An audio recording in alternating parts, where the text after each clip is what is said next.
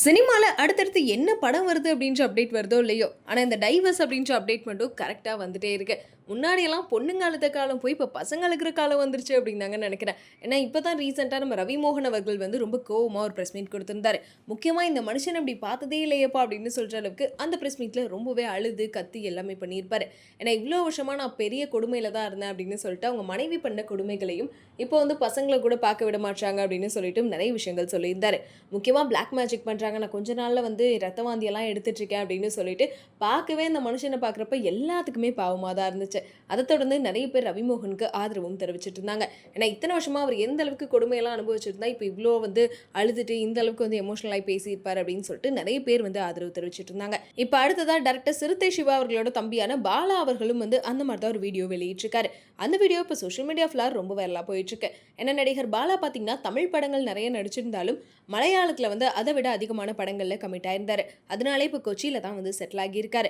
தமிழ்ல வீரம் இந்த மாரி படங்கள்லயும் வந்து நடிச்சு ஃபேமஸ் ஆயிருக்காரு. பட் இப்போ வந்து கொச்சியில இருக்க காரணத்தினால பார்த்தீங்கன்னா, அவரும் அவரோட மனைவி எல்லாருமே சேர்ந்து தான் இருக்காங்க. இன்னும் நெறைய பேர் வந்து அவர வந்து மலையாளி அப்படின்னு சொல்லிட்டு தான் இப்போ வரைக்கும் நடிச்சிட்டு இருக்காங்க. அவருக்கும் பாடகி அம்ருதாக்கும் வந்து 2010ல வந்து காதல் கல்யாணம் நடந்துச்சு. இவங்களுக்கு ஒரு பொண்ணுமே இருக்காங்க.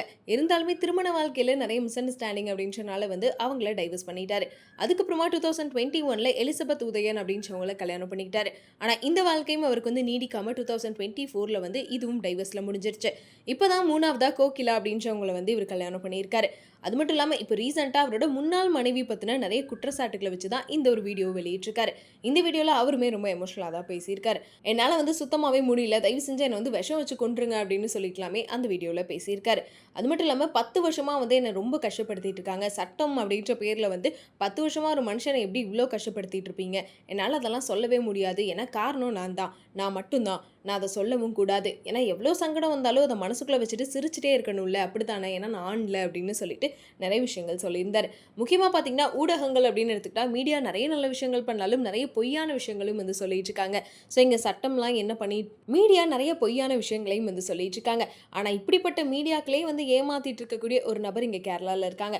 ஏன்னா மீடியா பொறுத்தவரைக்கும் நிறைய நல்ல விஷயங்கள் மக்களுக்கு பண்ணாலும், நிறைய உண்மைகள கொண்டு வந்தாலுமே, இங்க ஒருத்தர் மட்டும் எதுவுமே வேண்டாம், வேண்டாம் அப்படின்னு சொல்லிட்டு, இப்போ வரைக்கும் மீடியா மத்தியிலயும் சரி, எல்லா விஷயத்துக்கும் இன்னும் அலைஞ்சிட்டு அவங்களையும் ஏமாத்தி, எங்களையும் வந்து ஏமாத்திட்டு இருக்காங்க அப்படின்னு சொல்லியிருக்காரு. அவங்களையும் ஏமாத்தி, என்னையும் ஏமாத்திட்டு இருக்காங்க அப்படின்ற மாரி சொல்லியிருக்காரு. அதான் எனக்கு வந்து சுத்தமாவே பிடிக்கல.